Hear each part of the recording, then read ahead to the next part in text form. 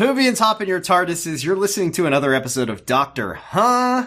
What? I'm seeing double here. Two Matt Smiths? There was a Matt Smith and a Peter Capaldi. Are you sure?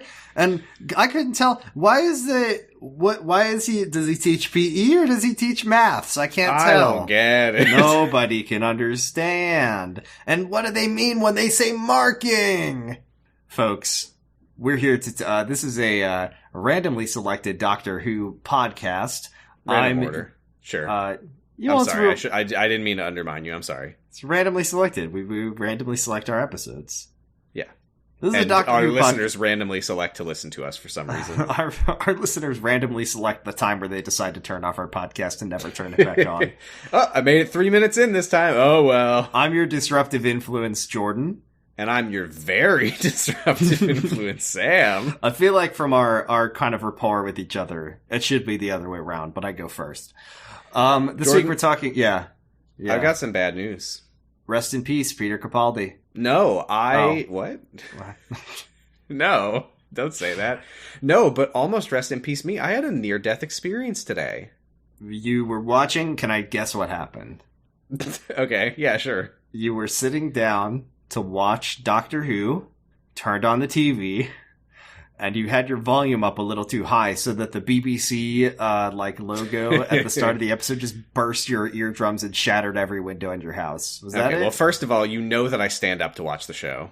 See, I was going to every week I want to make a joke that's just like, what's louder, hydrogen bomb, crying baby, or the BBC screen at the start of every episode of Doctor Who. And that's so my first mistake tonight was that we had Panda Express. That's, that it can be good. It can be good. It wasn't, for sure. It wasn't this time. There was a rubber band in it. What? There was a rubber band in it. A new ingredient they were trying out, maybe? Well, see, I've never had the rubber black band pepper chicken Angus steak, so I don't know if that's usually in there. No. I thought it must have gotten mixed in from the rubber band chicken. This should be on this side of the tray.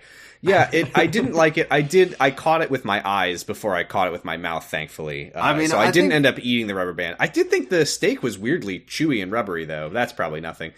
The cashier tried to stab me. The Panda Express master grillers that work there, they do their best to make the ingredients kind of maximize their flavor and potential, but they can't always be winners. Sometimes, sometimes the moons don't align right, and the steak comes out a little weird and chewy. I'll tell you what, and blue. If you want to eat meat that has been sort of scientifically re-engineered into being candy, that's where you go to Panda Express for. Like, I would like to imagine a world where it's, thinking back to my childhood. I'm 9 years old. I'm trick-or-treating, and I'd go to the door of the nicest house in the neighborhood, and I open up my big bag that I have, and someone takes a big scoop and pours shiny, honeyed orange chicken. Yeah, they say, you want fried rice, white rice? And they pour it in, and I go, so sweet. Let me eat a Reese's. And then let me eat a bite of this orange chicken. Because what I used to do was I would take a banana Laffy Taffy and a Tootsie Roll and a piece of orange chicken, and I would sort of swirl them all together and twist them, and then I would put them all in my mouth, and I would say, "Yowza! I don't know what's the most candy of this." This is so good. I would like to make take 2 graham crackers, put a piece of orange chicken and a square of Hershey's chocolate, just make a lovely little some orange chicken. Sam, this week it was okay. I'm being so brave about it. I am. Once we're done here, I do have to go get a haircut so that I can go in and ask to speak to the manager. So this is actually my last episode as Sam. Is it? What will you be after this? The Sam with shorter hair? I'm confused. Don't make me spell it out for you. You're going to be the new manager. It's a Karen. That's right. They're going to give me the job. Oh, you're going to be Karen because you're going to say, "Hey, your food had a potentially dangerous contaminant in it." Yeah, it's called Panda Express. Hey! No, but here's where it is. Hey, your food was dangerous to my body. Can I have some more? Can I have more for free? This is my favorite thing. No, this is my I have a fast food story because you've gotten me on it, which is we're both Einstein. We're back on this. We're the Einstein brothers. Yeah, pull up Kyle XY episode. episode A Big Lime, I think, was the last one of these. Pull up every episode of our podcast because we always. But I remember a lady came in Einstein's and she said, "I bought a dozen bagels from you yesterday, and they were gross. I don't know what was wrong with them, but they were disgusting. Can I get another dozen bagels, please? This dozen sucks. 13 Ma'am, more, is it possible please. You don't like our product?" This is the worst shit. It's like my life is the kombucha meme. Ugh. Ooh. Well, Sam, this is series 8, episode 6, The Caretaker. Yay! This is a Peter Capaldi. And who wrote and directed it? It was written by Stephen Moffat and also another guy, and then it was directed by another, and then it was directed by another guy too. Paul Murphy was also there. So we begin the, well, first of all, what did you think of it? I liked it. I thought it was good. I thought it was a pretty fun episode. Okay. This might be controversial. Uh-oh. I think this is one of my favorite episodes of Doctor Who. Yeah? I'm glad to hear it. I don't know if it's liked one of my it a favorite. lot. I thought, here's what I say. And can't believe I'm saying this. I'm looking around my recording space just to make sure no one's here. I think. Just to make sure no one's listening. I don't want anyone to be listening to us really talk right embarrassing now. If anyone heard what you were about to say. You're not recording this, are you? Okay. Everyone get out. Everyone out. Turn this off. Hey, turn your volume down for like 5 seconds. Okay, I just sent out the studio audience. I think I'm starting to kind of think Clara's okay. I thought she was good this episode. I thought she was a great companion. I think she's... Here's something. This episode made me wonder if maybe Robot of Sherwood was good. No! What the fuck is wrong with you? Well, here's my thing, is we first met Capaldi in Thin Ice. When he, I think, had already been around for, 2 series at that point. Yeah. And I'm now starting to wonder, because this is a few, maybe 3 episodes, I think, after Robot of Sherwood. I'm starting to wonder, was that just him at the beginning of a character arc? I don't think so. And I didn't like Clara in that episode either. That's true. I don't know. I legitimately might go back and rewatch Robot of Sherwood. Is it possible? Is it possible? Is it possible that we didn't hate Clara Oswald? We hated Clara Oswin. And they were just like, what if there was this horrible Victorian woman who sucks shit? Like, who was, split down off. With in, up with ald. I can't even parse that. No, this is a good episode. I liked it. I like episodes where the Doctor sucks and he's shitty and he's a bad person and he's annoying. But I thought part of what was so good about this, in my opinion, is that I totally understood where he was coming from on almost all of it. Mm-hmm. Not all of it, but almost all of it. But I like when the Doctor's not a perfect boy. Right, and he wasn't. And also this episode had a trick of me where an episode is good where I like make a point and I'm going, ha, I cross my arms, ha. I'm making fun of something for the episode. And then the episode points at me. It's like says, they don't even know whether Danny is a math teacher or a PE teacher. No, it's like, hey, they really cast a guy that looks a lot like Matt Smith in this episode, huh? And then they turned it around on me and they were like, hey, this guy's masterstroke. It's pretty fucking good. So this episode starts in media res where the Doctor and Clara are like chained up to some like stone pylons and they're in like an orange desert planet, not Mars probably. Probably not. Because he would be like, my friends, the Ice Warriors will come and right, get us. He would be bowing. But they're like chained up and they're like, the sand piranhas are coming, get me the vibro cutters. And I thought, silly me, I get that this is supposed to just be like, look at all these crazy adventures they're going on.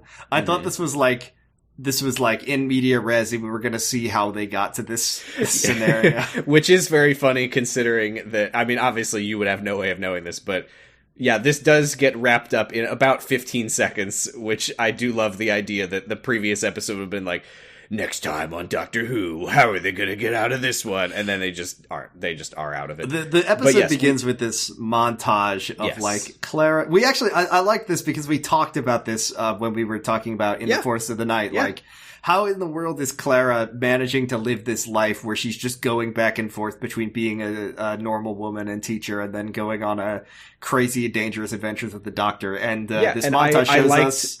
I liked that we're seeing, it kind of felt like In the Forest of the Night was sort of the, like, this episode here is like the tension comes to a peak. Right. And then that episode felt kind of like, hey, let's check in again about what happened in the Caretaker. Mm-hmm. We will find out that Danny does not yet know about the Doctor here, but this is the episode where he finds out that Clara is going on all these adventures. So we see this montage of, like, you know, the Doctor is, like, running from laser beams with Clara, and then she just went on a run, and then she goes with the Doctor. That's what's fun, because, like, it's like, oh god, we gotta run from the laser beams, and then she, like, slumps in her chair back at home, and then Danny knocks on the door, and he's like, hey, I'm here for our run, and she's like, oh, Jesus. See, I think this is really interesting, because all the other companions we've seen, they just, like, don't leave the Doctor. They just go on, like, you know, months at a time adventures and then come back every so often. Yeah, that was what we saw with Rose, was she would come back and Jackie would be like, oh, Rose, welcome back. I have 7 boyfriends now. I haven't seen you in 30 seconds. And they all like to fuck apples or whatever happened in that episode. I don't remember. I broke my coffee table again, Rose. But this time, but, like, for some reason, I mean, maybe we see why. I missed you guys. I found myself breaking the coffee table without you because I was so sad maybe it's that you like, weren't here to do it for me. You know what it probably is like, if Clara's working as a teacher, maybe disappearing for months on end and then having to come back and try to figure out what the fuck you were doing and, like, what grades you haven't turned done yet. If I remember correctly from the pilot episode of New Who, I think that at the end of the episode, Rose might have been unemployed. Rose was unemployed because her job might have exploded. The Doctor did do urban terrorism to her job, which was cool, and he was right to do it. Anyway, this montage I think is fun. I like that Danny's like, "Oh, I'll get us a cab at the restaurant," and Clara, not outside the restaurant, he gets the cab. But, like, on the way out, the Doctor, like, pulls her into the TARDIS and is like, let's go meet fish people. And then by the time she gets in the cab, which, of course, for Danny is seconds later, she is soaking wet. And she's like, what is her joke? She's like, oh, it was like a freak storm. And he's like, there's kelp on your shoulder. And she's like, yeah, it was a really freaky storm, or something like that. At the end of this montage, the Doctor delivers one of his most deranged lines he's said in a while, which is Clara comes in to the TARDIS and he's doing something. He's, like, building a thing, and then he sees her and he says, "You look nice today. Did you wash?" What? Well, I assume the joke is that literally he will go on multiple adventures with her in the span of about, like, 5 minutes for her real-time life. Right. But no, because the implication of "you look nice, did you wash" is that she doesn't wash, usually. He's accusing her of not washing. I also just like the phrase "did you wash." It's like when Alex Horn on Taskmaster said that he does his laundry and some of the dirty backs up out of the sink. Yeah. Well, I do like that for the 12th Doctor being so, like, inhuman for the first time in a while. He's so because he says that and Claire's like, rude. "Oh, look at you trying to butter me up." But yeah, he's being, like, very evasive. He's like, "I have to take care of something. Don't even worry about it. By the way, Clever Count fans, get ready." Oh yeah, we are about 2 minutes into the episode when she says, "You are a very clever man, making the common mistake of very clever people, assuming everyone else is stupid." But I think that was the only clevers we got. I don't think that we got any more. Wrong. Were there more? There was a third. Ah. We did get one more. So he says that there was a good burn from Clara where he's like, "I have to go into deep cover." And she, like, laughs at him and says, "What, is it in the magic circle?" that would be Sylvester McCoy who would be able to do that. First of all, I do want to see an episode where the 12th Doctor has to be a magician. I want to see an episode where the 7th Doctor needs to be a magician. Or maybe see an episode where all of them have to be magicians. I want to see an episode where the 7th Doctor learns how to be a magician. Ooh. We watched him do that sleight of hand and we were like, but when did he learn? How did it happen? Turns out Ace taught him. So yeah, he's got to go undercover. He says, I'm leaving. Goodbye. Clara, like, she's like, I don't know what the fuck you're up to. She does like I've got my eye on you. Mm-hmm. I liked it. I like that, like, the 12th Doctor is such a freak. And he's such a, like, he's just such a weird man that, like, Clara basically has to babysit him. This is another point, by the way, in the, Robot of Sherwood was written for the 11th Doctor bucket, is that it really feels like I really like her dynamic with the 12th Doctor, just not in that one episode. I'm sorry. I refuse to believe the Robot of Sherwood is good. I have eyes and experiences, and I don't care if it was part of his arc. It was a bad episode. It was terrible. I might watch it. Or you're gonna tell me. Not, you're gonna but message if I do, me I'll let be you know like, how I felt about it. You're gonna message me tomorrow and be like, I watched it 5 times and it sucked shit. And I was eating rubber bands out of a bag the entire time. Every episode that we watch of Peter Capaldi from this season, you're gonna have to go back and check. Is this the part that's gonna make that arc make sense? I don't know. Why was he wearing that fez? It didn't make sense. So Clara goes to work at Coal Hill. Hey, remember Coal Hill? I really didn't think it would get quite this much screen time. You didn't think it? I don't know. They keep showing it and mentioning it, and, like, we keep seeing Clara with her students, and, like, you know, she was tutoring those kids too. I thought that maybe, reason. I just mean when we watched Remembrance of the Daleks, I never would have imagined that Coal Hill was the most prominent location in Doctor Who besides the TARDIS.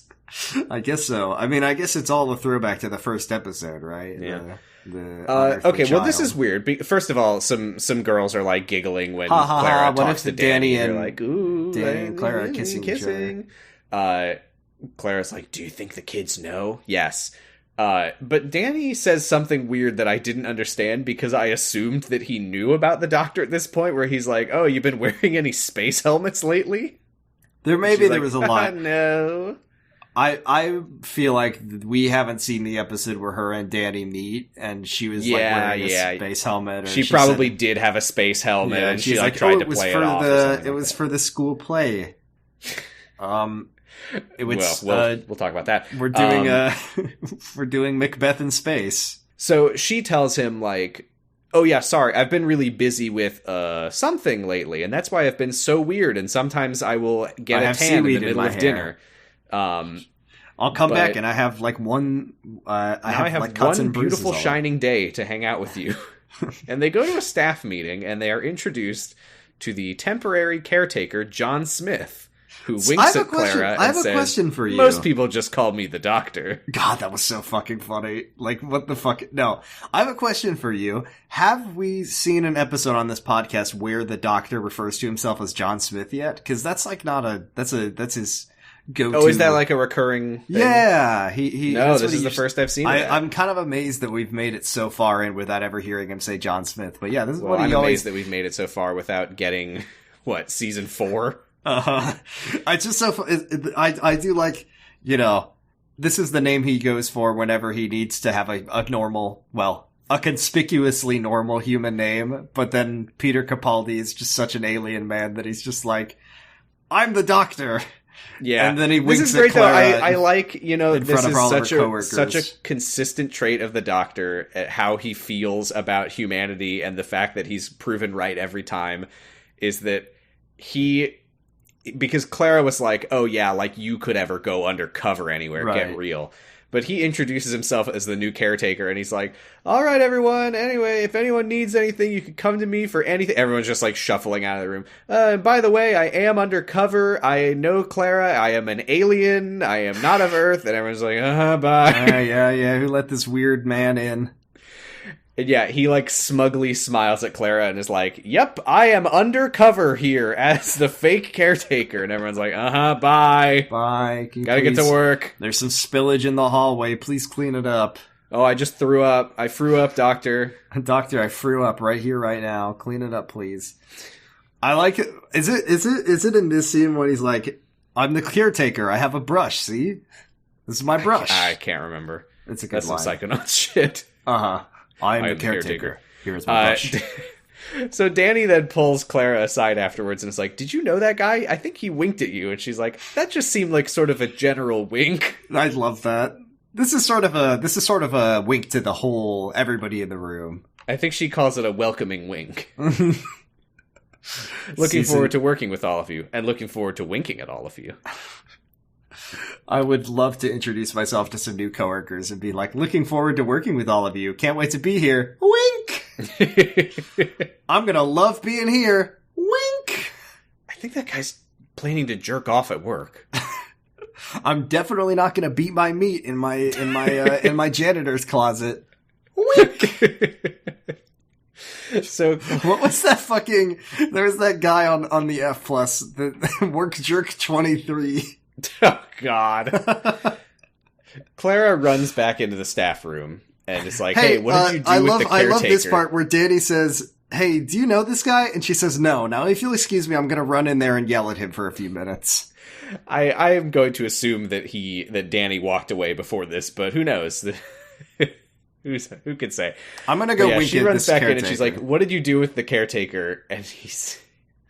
What does he say? That he's got like 7 wives and 2 cars? He's like, oh, I hypnotized him into thinking that he has the flu. And a flying car and 3 wives. He's gonna have a confusing awakening.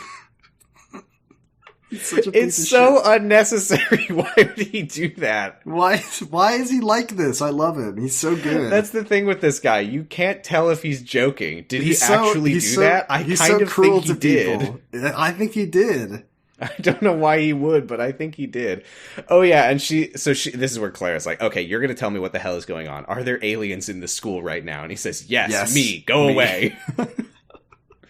Oh my God, this line was nuts, because she's like, there's no way that you're ever going to be able to fit in among humans. And he says, I lived with otters for a month once. Well, I more sulked with otters for a month. River and I had a big fight. I need this episode in my life right now. I need the webisode of the 11th Doctor sulking with otters for a month. It's like when it's like the funniest shot in the Forest of the Night where a kid just walks by and he's just like hiding behind a tree. It's just him doing that with some otters for a month. So, I mentioned earlier that while the Doctor is not right about everything, I did think that a lot of his perspective made sense, and I think this is a good point to talk about that, because we don't learn... Or no, we actually do learn what he's here for just right about now, but basically what's happening is there is a killer death robot in the area. He intends to lure it into the school late at night when nobody will be here. He's the caretaker, so he's the only one who would be here anyway, so he knows that the school will be totally empty, and he's going to... We'll talk about what he's going to do later, but he's going to neutralize the threat is his plan.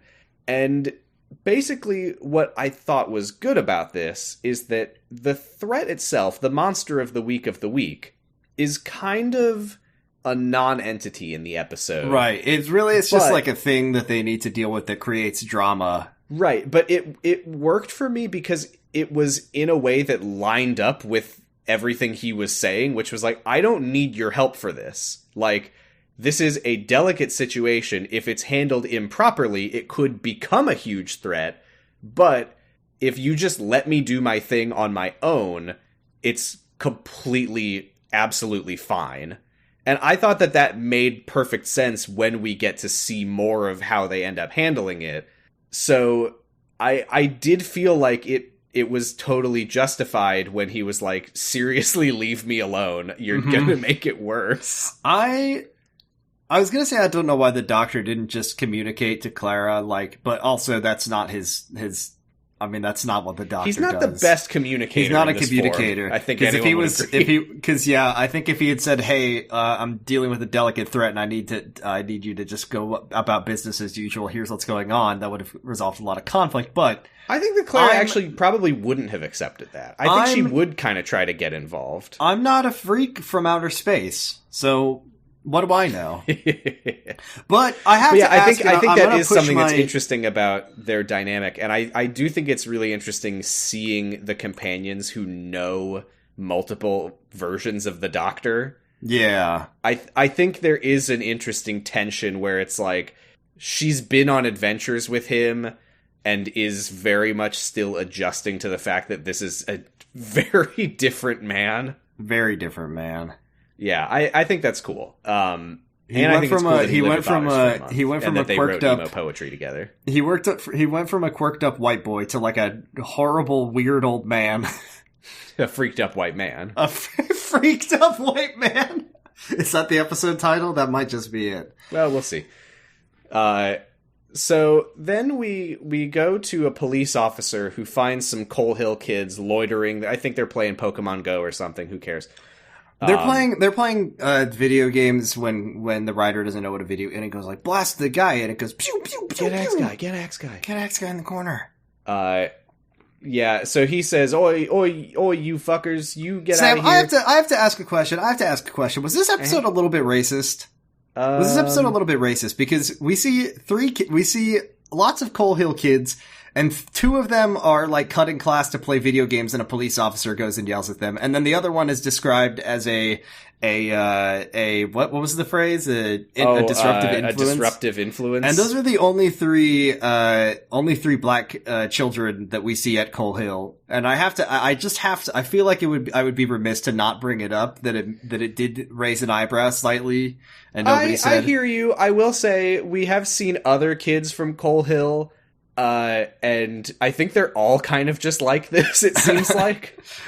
Is Coal Hill a school for, is it like Coal Hill School for bad boys and bad girls or something? It kind of just seems like these are just some shitty kids at Coal Hill. Coal Hill School of Disruptive Influences. I mean, we saw there was that one, from Remembrance of the Daleks who had a very cool helmet that let her become a Dalek, so. I forgot! We gotta watch that again. Yeah, we should watch it. We should watch that 5 times. So he sends them back to school, and then he hears some clanking and clonking in this abandoned building that they were playing. He says, "I hope I don't get my arm blasted off. I hope that my arm doesn't get charred to a delicious crisp and hit the ground with." I hope that I don't go to heaven and meet a sinister woman." Well, okay, so. He goes into the building. I was briefly scared because I thought this was going to be more fucking autons from the pilot. Oh my god. They do all these like quick, creepy, like half-second shots of mannequins, and I was like, now hold on a minute. But it's not. Those are literally just some mannequins that Steven wanted to scare us with. The one that looked a little bit too much like Ricky? No. Oh, okay. But we meet a big robot, and it's the thing with the robot is that it talks all weird. It says like 5-stop intruder. It's doing like what's it? HK-47.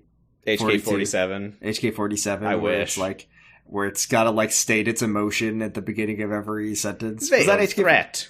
Yeah, except it does it like that, but even weirder, even funnier. Yeah, the big thing that it keeps doing is that every time it sees like something that it wants to kill, it's like problem.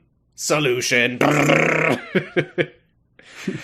it does that here, and it does shoot the police officer to death, and we do see his like mostly ash hand hit the ground. And he's extremely dead. Bye. That's that. Yeah, he didn't like it, but I did like to see a nice pork roast on in this episode of Doctor Who. Hey, I am always surprised the stuff that they're allowed to show on Doctor Who. A man's disembodied hand hit the floor after he was shot to death. Yeah, that's pretty rough. Yeah, but also we see him later and he's fine. So. Well, you can show anything happen to anyone as long as afterwards, like they could have put this guy in a wood chipper, but if you show that he went to heaven afterwards, it's okay. Like it all worked out in the end. They could put an episode of Saw on the BBC Kids block as long as at the end, episode of Saw, the TV show Saw. They could put a whole Saw movie on as long as at the end they all meet up in the church like at the end of Lost and they say, I'd rather get put through a series of saw traps that ends with me failing and falling through a wood chipper and then go to heaven than live a normal life and go to hell at the end. The real saw trap was the friends. Well, it was the opposite of the real good thing that I learned a lot about valuing friendship from this saw trap. Here we are in heaven. I love it. Goodbye. Thank you for watching, kids. So that's the end of our episode this week. Mm-hmm. So the Doctor climbs up to Clara's classroom window and, like, looks through the window and looks at the whiteboard where there is a quote from Pride and Prejudice with a date. And he just, like, peers through the window and goes, Wrong! And then she, like, climbs up on... I think the fact that she climbed up on a chair to be eye level with the Doctor just made it even more funny in front of all of her students. When also, she gets... I love when she, like, gets in his face and she, like, hisses at him, like, this is not what a caretaker does, just so you know. And she's, like, arguing with this very strange man, and then he says, like, oh, Jane Austen wrote this book in whatever date. Before she's like, stop. And then he's like, how do you know? And then he says he just read it in the... Well, yeah, she's like, oh, let me guess. You went on an adventure and you met Jane Austen and you fought aliens. the Bogons together. Yeah. And he's like, no, I read the book and her bio's at the back.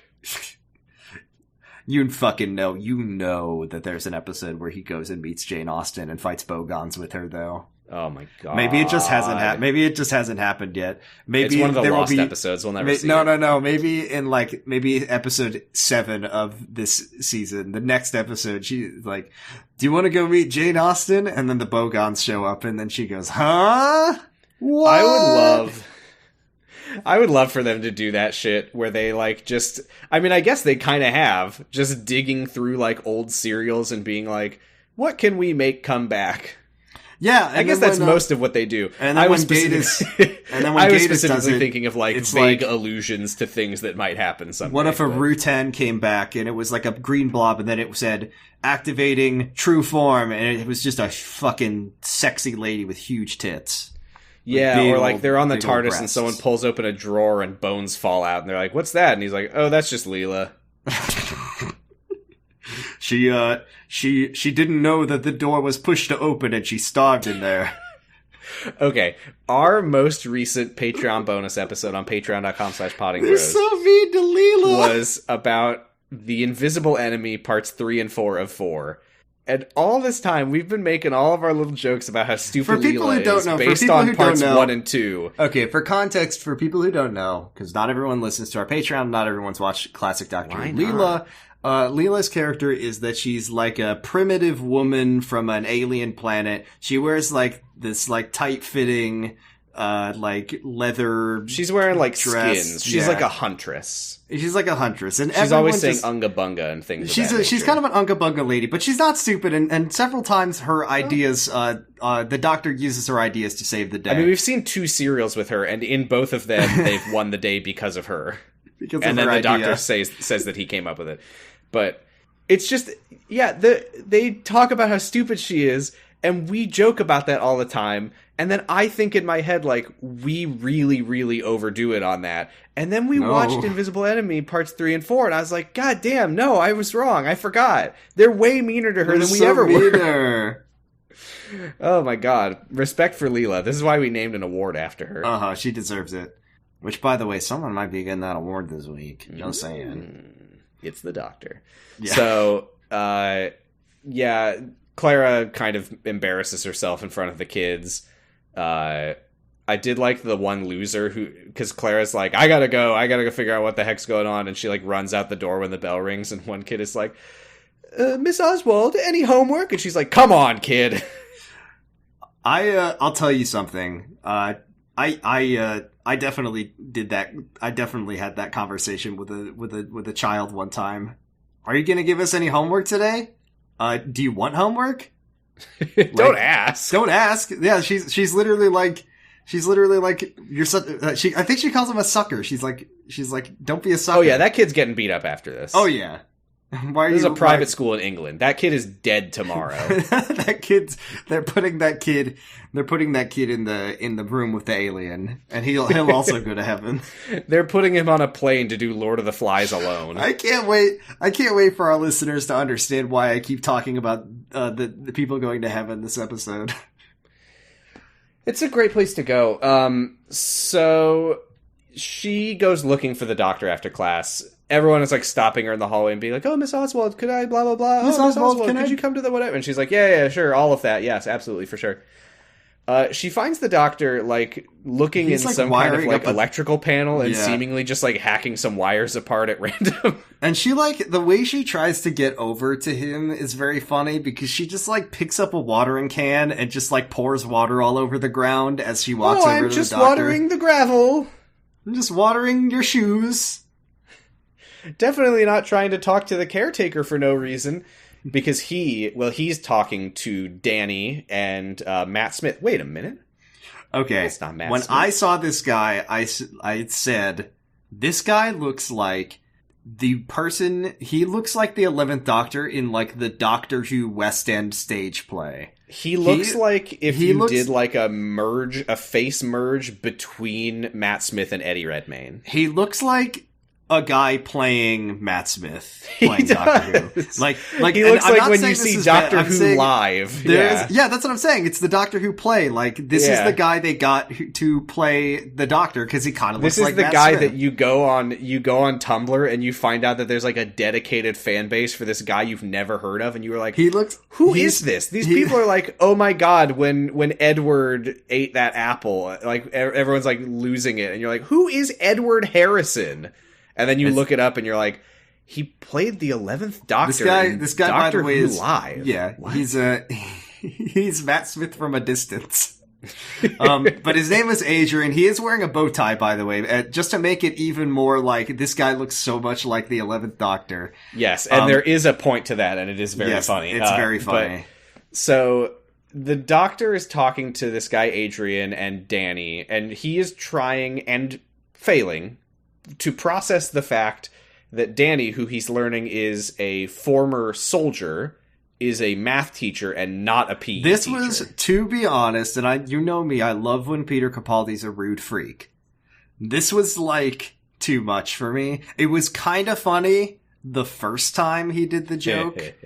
Like, when he says, like, are you gonna do some pull-ups right now? Like, I don't understand. Why would you teach math? Is the math teacher out or something? Yeah, he says, like, I'm trying to get my brain to retain that, and it's just not happening. Like, it's kind of funny. It's a little funny. And then the joke just never ends, and he never stops doing it. And that was, like, just not my thing. I didn't like it. I did like it because I understood why he was being so petty, and I do think it's also in character. We know how the Doctor feels about the military. Yeah, he's just being mean to Danny, I think. Yeah, but it does make sense. He really, really does not approve of soldiers as a concept. Yeah, he does hate soldiers. I think that is in character. No. He doesn't approve of soldiers unless they're the beautiful, brave ice warriors. Yes, he hates war unless the Ice Warriors are doing it. He hates soldiers because they're the only people who might stand a chance at fighting the Ice Warriors. He hates soldiers for getting in the Ice Warriors' way.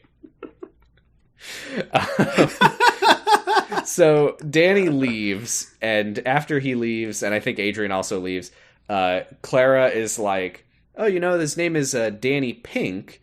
Doesn't that make you think of Colonel Pink, who we met in a previous episode? And he's like, huh? What? This was so confusing to me. Is it because they said that he looks like Colonel Pink too, and I'm like, is there going to be? Did she meet his time traveling son or something? Did she meet his like great grandson, or did she meet her own? Maybe she met her own time traveling great grandson or something. Yeah, I don't know. We'll see that eventually. I assume. I can't imagine that's not an episode.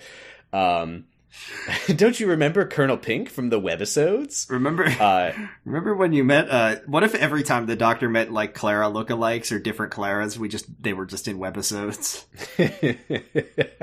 God. But he kind of ignores her, and he clips a little doodad onto the wires, that he's working on, and he moves on.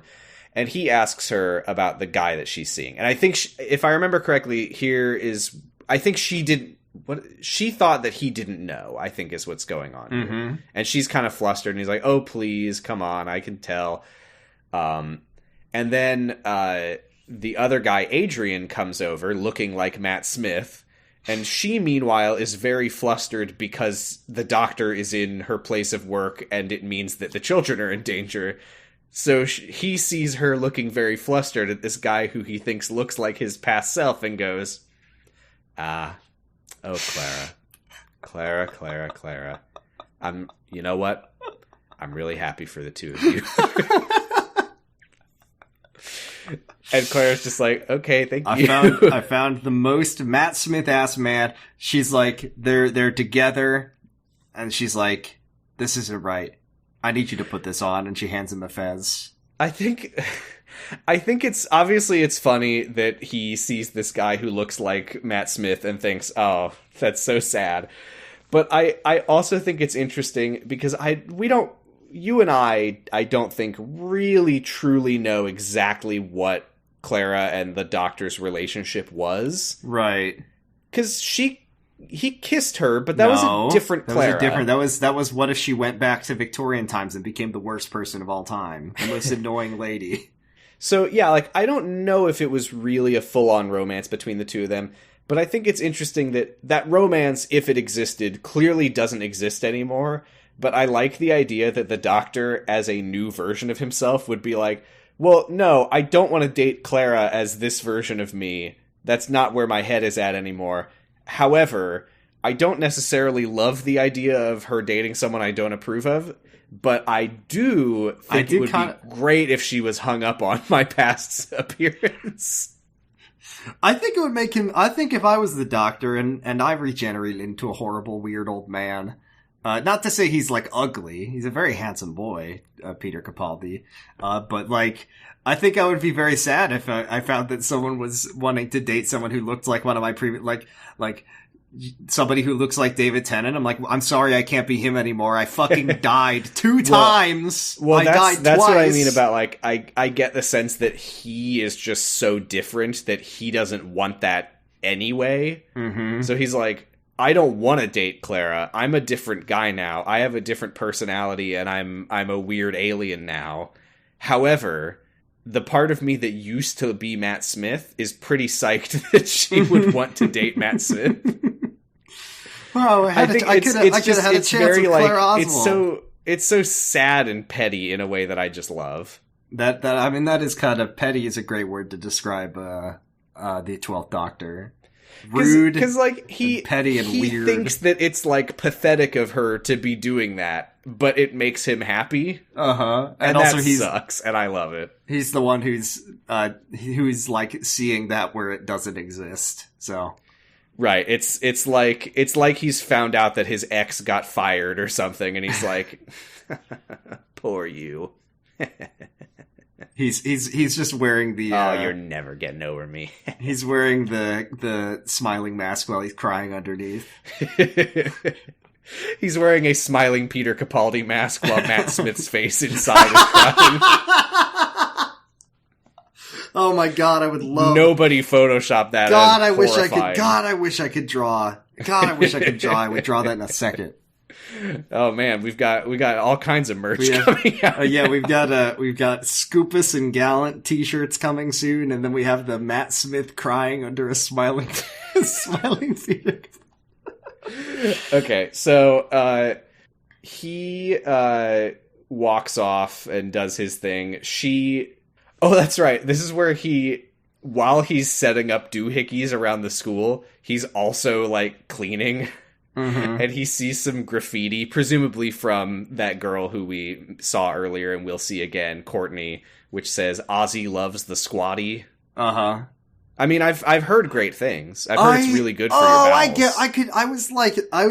Because when I was thinking of the squad, I was like thinking like a group of friends is like, I see, it's like is that slang for... Clara Oswald is a huge fan of my friend group. Yeah, no, it's like the squatty is as in a former soldier. He squatty is a potty. Squatty. I didn't know that. I understand now. But can someone please explain to me what marking means? Do we have any British listeners? I don't remember them saying that, but isn't that grading? Yes, no, Clara, it's Clara keeps saying that she needs to get her markings out of the room later. That's all. I mean, it's British for markers. It's grading, I know. But I'm doing a joke about let's make our Let's make our listeners across the pond mad at us again. You are specifically trolling Sauce. Listen, I don't know how many other British listeners we have. We just have one who talks to us. The rest are too angry to talk to us. The rest are just clenching their fists so hard they can't reach their keyboards. And we're on thin ice with Sauce as it is. It's true. Just kidding. Or am I? That's for Sauce got so angry. Sauce got so angry at us that he decided to give us $10 a month. Egg on my face. Okay, so the Doctor has stowed the TARDIS in the, like, caretaker's shed kind of thing. Mm-hmm. This is where Courtney, who we didn't really mention before, but we will mention her now, she is a troublesome child, and she's here. She's a disruptive influence. Thank you. Oh, this is a good joke, because she wanders in, she's, like, looking for paper towels because some kid threw up or something, or a teacher or whatever. And he's like, what are you doing here? The TARDIS is like glowing green. Mm-hmm. He's like, what are you doing in here? Can't you read the sign? I do love when he's just like, this is my janitor box. I always have it, and it's always glowing green because there's a green. Just in case. He says there's like a guy with a ray gun. He says that there's a police officer in there with a death ray. Right. Yeah. But he's like, can't you read that? The sign says keep out. And she says, actually it says go away, humans. And he like mumbles to himself, I've got to keep my temper under control when I'm writing signs. It's so bad. That's such a ridiculous joke. I love it. He's just such a type of guy. I love the 12th Doctor. He's so good. I mean, I love every Doctor. Like, I've said this. They're all good. But 12th one is just, he cracks me up. He's so funny. Peter Capaldi's a very funny actor. So she is like, I'm going to tell the headmaster about your weird glowing green box that you have in here. And he said, what does he say? He's like, you should be more worried about your short human lifespan. Mm-hmm. He says, if I was a human, I would be panicking all the time.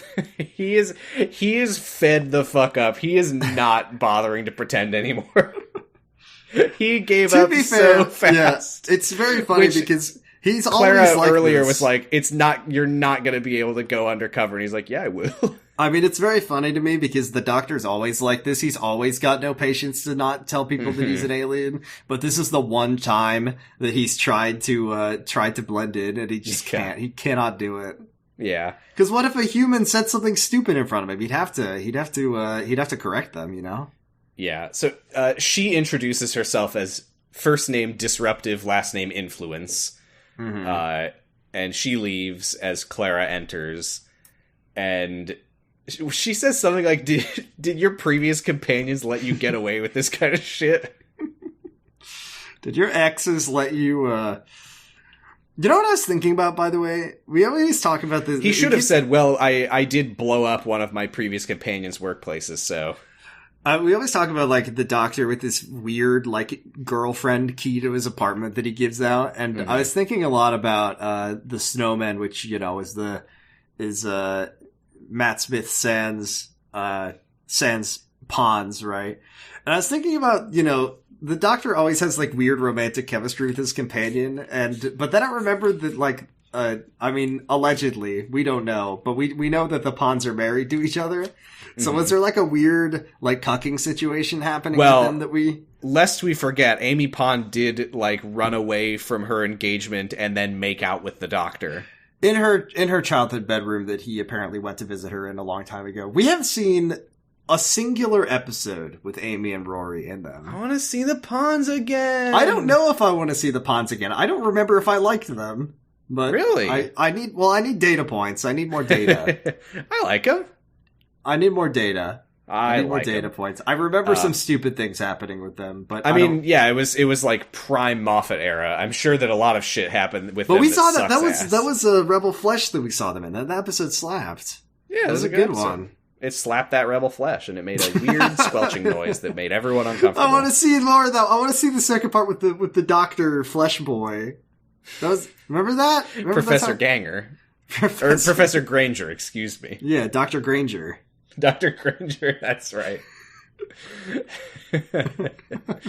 I am torn because at this point I'm like, I want to meet Donna.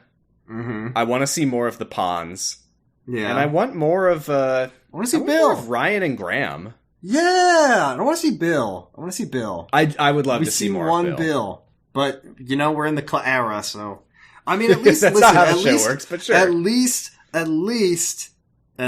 we have enough data points. It's all about data, this podcast. It's about data and spreadsheets. And at least we have enough data to know that not every Clara episode is an immediate death sentence for our enjoyment. Yes, that's true. We had said before that the Clara was a sub-era in the annoying era. It turns out that they actually have some overlap, but not total overlap. Yeah, I mean, I think in a general sense, I think the annoying era is just Moffat's run of the show, but there's ups though. I really don't feel like the 12th Doctor episodes, with the exception of Robot of Sherwood, which I still think guess so. That was a holdover from the annoying episode. I still think so, and it was also written by Mark Gatiss, so it was never going to be good anyway. But I just haven't found this era annoying. Yeah, I guess we'll have to. Well, naturally, we need to organically figure out what we call this part of Doctor Who. We'll figure it out sometime, I guess. Someday. Not right now, clearly, because I I just sat here in silence for 10 minutes.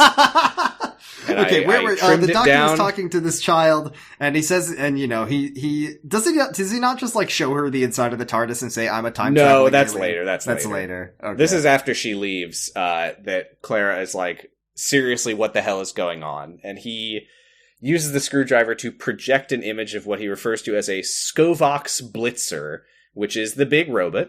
That's my band's name. He says that it probably followed the Artron emissions that I have to assume Coal Hill is absolutely drenched in by now. Ned Flanders' voice. Scovox Blitzer. I will be calling it just the Blitzer from now on because I hate Scovox. Scovox? I mean, it makes me think of... it just makes me think of a skybox. Yeah. I was gonna say it makes me think of of the Ice Warrior from that Ice Warrior episode, but I forgot what his name was. But it was me like too. It's the Skybox Schnitzel. Yeah, there we go. Anyway, so yeah, maybe he's remembering of the Daleks here because he's like, the absolute last thing that we want to do is let the military find out about this. They will try to fight this. Because as we remember, the episode Remembrance of the Daleks, from all of the explosions that happened to it, blew out the show's budget so severely that they said that the guy who made that episode could never work on the show again. That's right.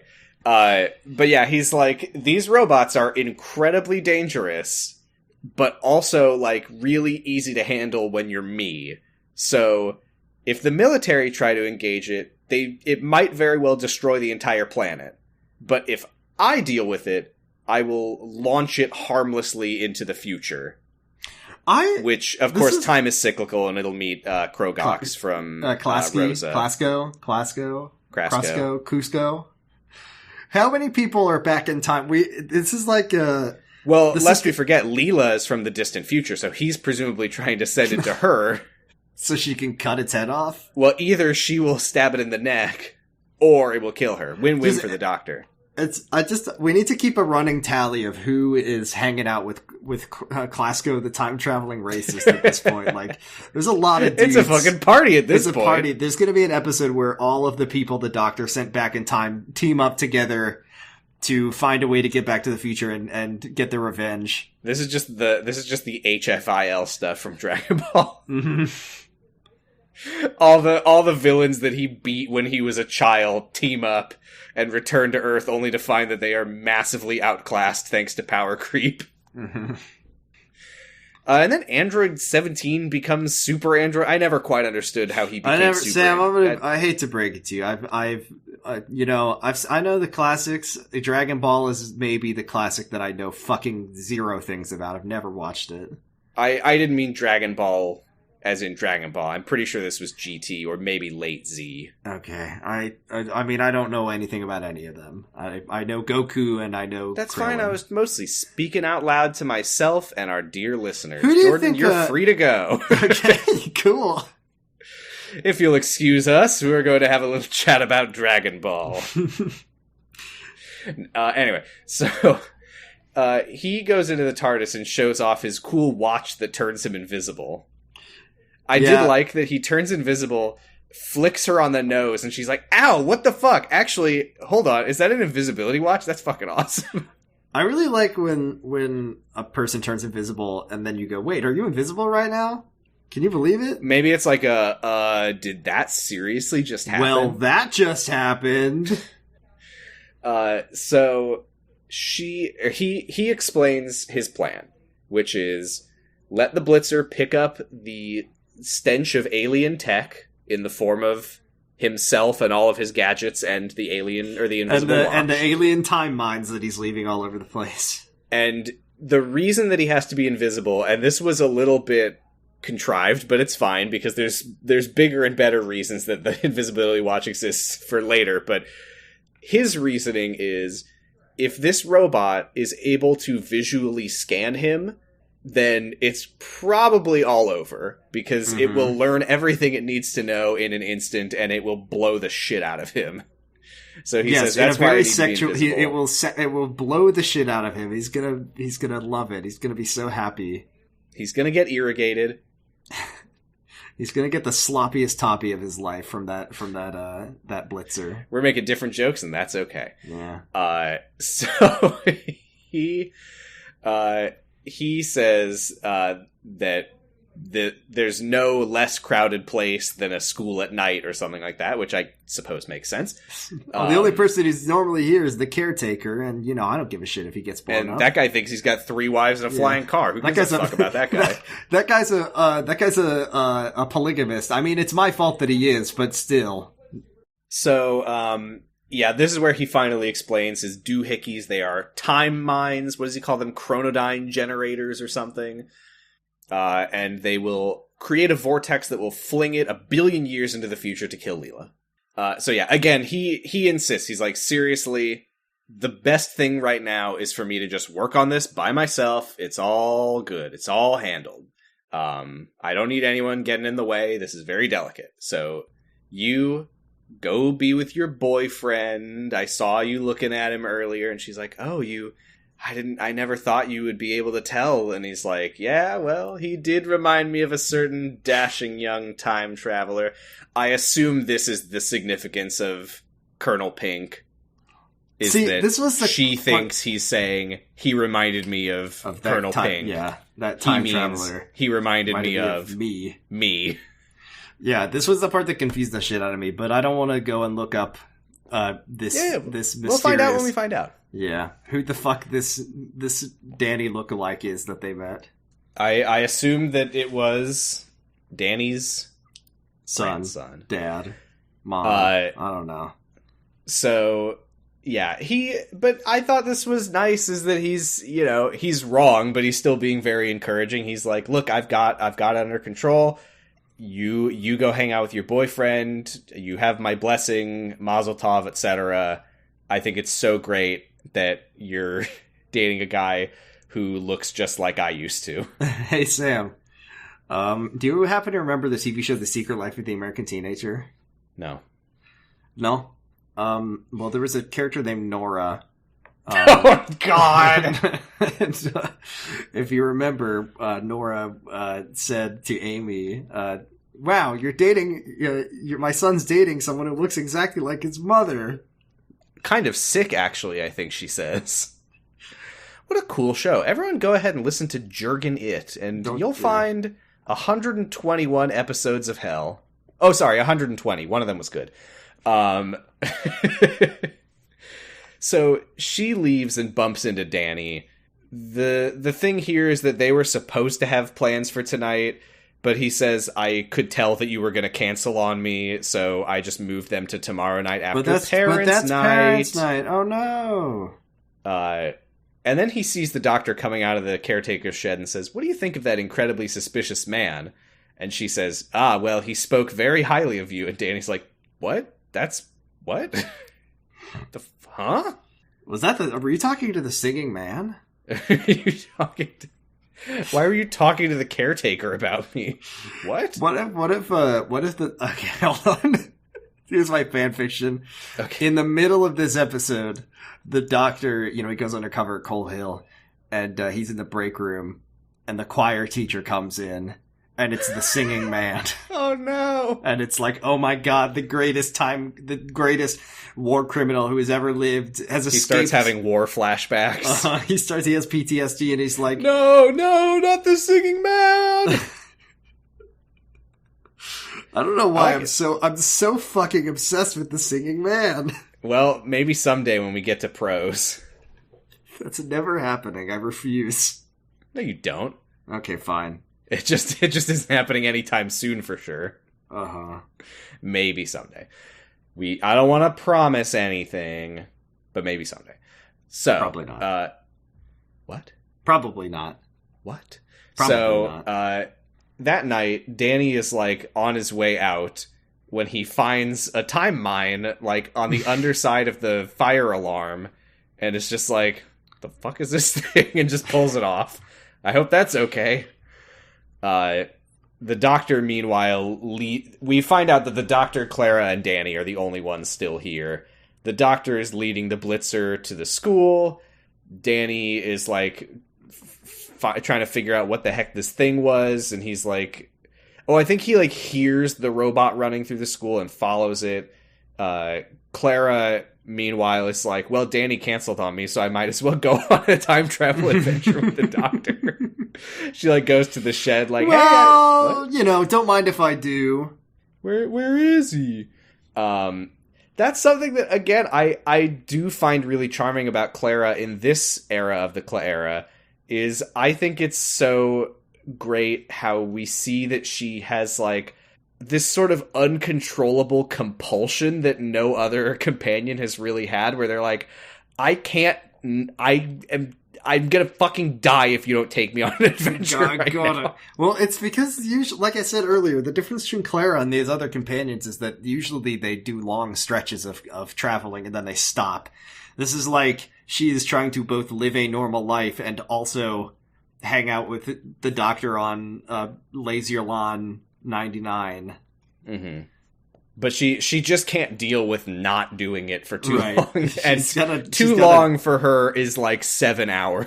Mm-hmm. She's got she like gets the shakes addiction in the middle of her school day, and she's like, God, where's the fucking TARDIS? She's like she needs a cigarette. Where's my funny man? She's like snapping at all the kids, like, not now. She has God, like the doctor time travel adventure. The doctor equivalent of a nicotine patch is just like, I don't know, just she looks at a weird angry set of eyes on the wall that she has under. She has a picture of his eyes, like angry eyes under her. She has like one of those like viewfinder toys that gives her a little slideshow of like ancient Rome. Oh, that's the stuff. Okay. I can make it to the end of the day if I can just pretend that I'm there. So Danny follows the sound of the robotic stomping into the auditorium where the doctor has led the blitzer, but why are my time mines not armed? I spent so much time calibrating them and carefully placing them exactly where they need to be. What the hell happened? I wonder some man picked them up and without thinking and ruined everything. Danny walks in and the robot starts shooting at him. He ducks, drops the mine. They all are. I was kind of into the fact that the stacked up chairs in the auditorium got fucking super turbo melted all the way through, and nobody ever explains it. Those damn kids. The doctor does activate the time mines, mm-hmm. and the blitzer does go forward in time to meet Klasko when he was just born. And he said something racist and made baby Klasko laugh and smile. And I didn't know the robot was racist. Yeah, so now you don't need to feel bad about it. So Clara runs in and she says something like, Doctor, did something happen to the chronodyne generator? And Danny's like, sorry? What? Mm-hmm. What? And now we get maybe the worst lie in the history of television, where So just to review what Danny has seen, he's walked in, a robot is blasting the room full of lasers, and then gets sucked into a time portal, and then Clara, who he's already kind of like slightly raising an eyebrow with, runs into the caretaker who just showed up and called himself the Doctor, and then said, "I'm not human," and then said, "Hey, did you get that robot alien?" And then Clara says, "We're rehearsing for the play that we're doing for family night." Well, Yay! no, it's for the summer fate. For the summer... Oh, God. I hate that word. It's a stupid word. And I have no opinion of it. And then she's like, "That was just one of the kids in a costume. And we sent him to the future to die in space. We sent him to hang out with Clasco, the racist. Yay!" So yeah, I like the Doctor's like, "Oh, thank you, Mr. PE teacher. Hey, I found this chronodyne generator. I might as well take it off the wall and decalibrate it." He's being rude and mean, and we love it. Yeah, and he says, if everything had been allowed to happen as it was supposed to, that thing would be 1 billion years in the future. But instead, it's about 3 days from now. It's going to pop back out. Mm-hmm. And also, because I was not expecting anything to go wrong with my plan, because why would it? It did see and scan me, so now it's going to be super psyched to kill me. It's so ready to start blasting Peter Capaldi on sight. And then Danny goes, "Okay, I see what's going on here. You're a space woman, and that's your space dad." I fucking lost it when he said space dad. That was very I think he good. specifically said, "I'm not stupid. I can tell what's happening here. You're a space woman, and that's your weird space dad." I'm your weird space dad, Jordan. He is. This was a good way to describe Capaldi. He's a weird space dad, and sometimes he gets into a fight with his weird space wife. And I couldn't tell if this was a 12th Doctor is self-conscious about being old again, or if this is 12th Doctor is weird and inhuman and doesn't know what anything is, where he's like, "Dad, we look the same age." Mm-hmm. I think he's like, "Okay, I'm going to erase his memory. It'll only take a moment. He's a PE teacher." I know that it goes on for too long, but I do kind of like how he's so aggressive. He's so mean.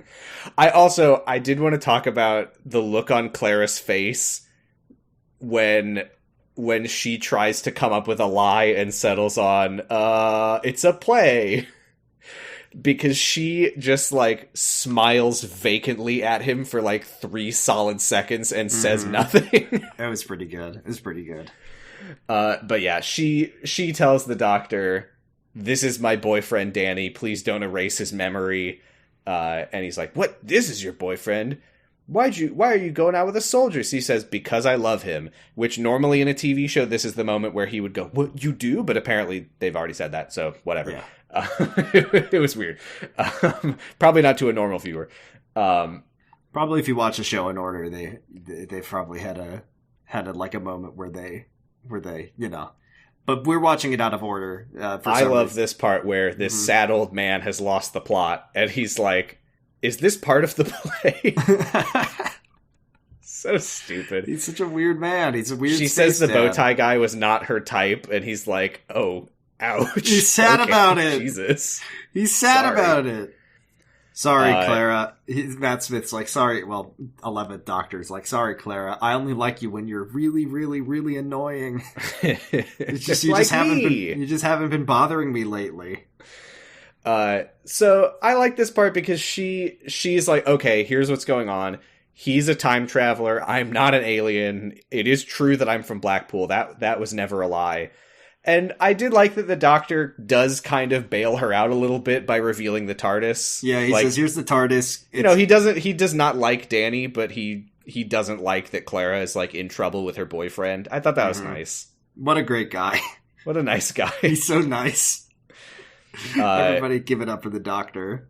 So, yeah, Danny is like, "Okay, the military should handle this." The Doctor's like, "Jesus Christ. This is exactly why I didn't want anyone else to be involved." So Clara and Danny go back to someone's place. Who's to say? And she's like, okay, what are you thinking? And he's like, okay, well, I'm trying to process the fact that you're dating a guy, or sorry, what does he say? He's like, you keep eloping in the middle of our dates with this guy who used to look like our coworker. Mm-hmm. And he says, do you love him? And she says, well, not like that. He's my weird space dad. He's my weird space dad. And I thought this was interesting when he's like, why do you keep going off with this guy all the time in the middle of our dates? And she's like, it's amazing. I see things I could never see on Earth. And he's like, okay, well, you have to understand from my perspective, that is really, like, hurtful. Rude. Yeah. That's really terrible that you do that to me. And that you keep it a secret also. It is truly my favorite thing that, watching the show has really made me think about the fact that when you have a time machine, you really can drop them off or pick them up whenever you want, literally whenever you want. He could just have come back after the date. Or like, right, she's like, oh, sorry, I'm just going to go to the bathroom. And then she goes and gets like buried neck deep in sand. Right. Like, and she comes back and she's like, oh, sorry, I was in there for so long. And he's like, the room you were in there for 90 seconds. And the room filled up with sand. I met a new best friend and he died. She's like, sorry, someone farted in there real bad. Meanwhile, she's just covering because she was in the methane atmosphere of Titan. Oh, the planet that Leela wanted to blow up. That's right. Well, it's a moon, but anyway. Yeah, looks like you're the Leela of the podcast this week.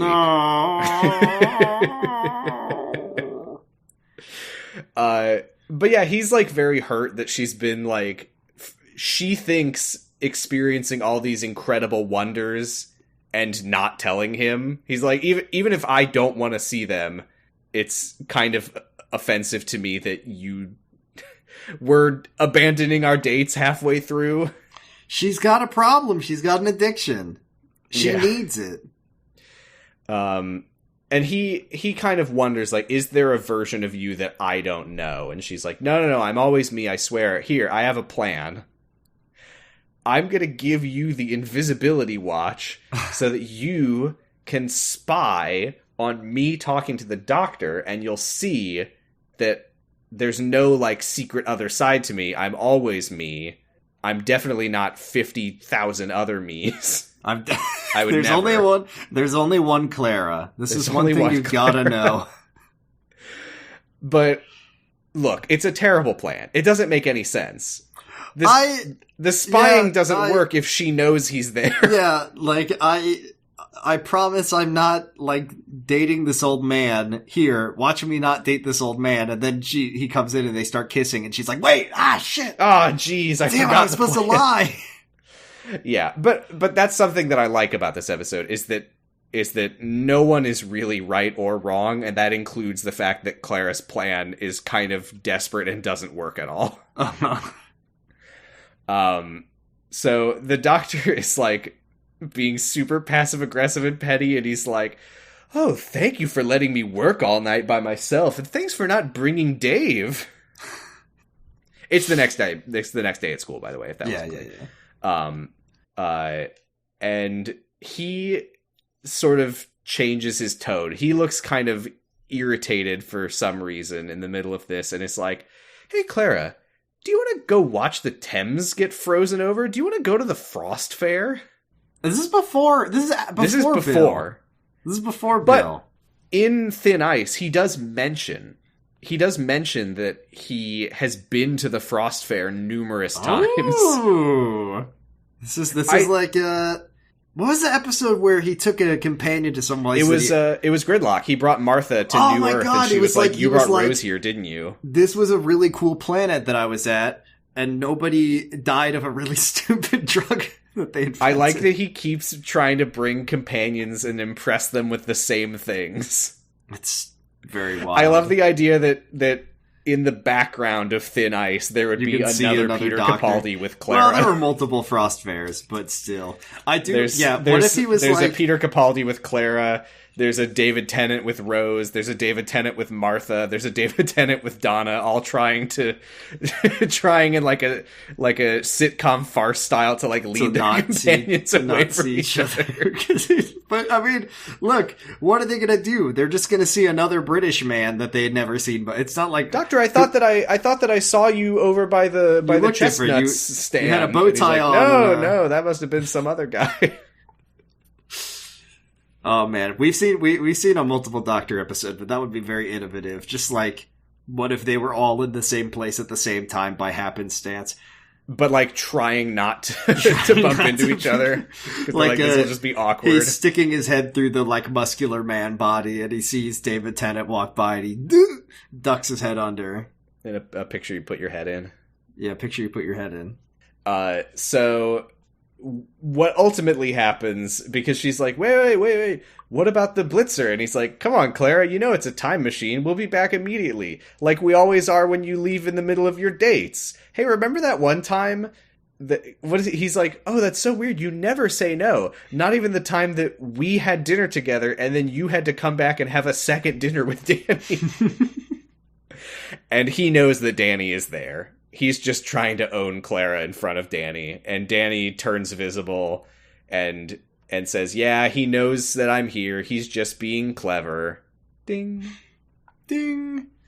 Oh, it's Clara's word. It is clever, Clara. And the Doctor says, please, as if I wouldn't feel the light shield aura right next to me. I'm a Time Lord. And Danny's like, oh, you're a lord! Time Lord! Oh, you outrank me. Am I supposed to salute you, my lord? I love that. That was fucking great. I love this. It was so good. I loved how antagonistic Danny was being to the Doctor in this specific way. We learned that in a way that is very much informed by his military background, he has absolute disdain for military officers. Right. And he's like, oh, that was a good touch with the accent, but I can always spot the aristocracy in someone. And the Doctor, for his part, is really, really pissed off to be treated like a military officer. Well, you know, he's not the War Doctor anymore. I would simply really like to know how Danny would feel about Lady Christina de Souza. Mamma mia. Why would... Oh, because she's the ultimate she's noble. The coolest aristocrat of all time. So maybe she could change his mind. He'd be like, you know, I used to hate aristocrats and like the Chain of Command, but you are so cool. I'm going to salute you.